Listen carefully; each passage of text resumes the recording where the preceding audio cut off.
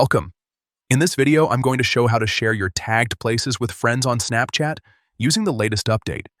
If you love tagging cool spots in your stories or saving favorite places, this feature helps your friends discover them too. Let's jump right in.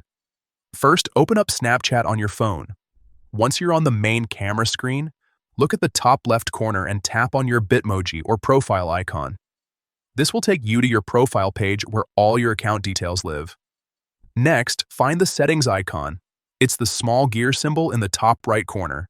Go ahead and tap on that to open your settings menu. Now, scroll down through the settings until you reach a section called Account Actions. It might take a second to find, so just keep scrolling until you see it. Once you're there, tap on Map. This is where Snapchat controls how your location and place-related features work. Inside the map settings, look for the option that says Use places I've tagged in my story posts or favorited to recommend places to friends. When you find it, simply check or enable that option. And that's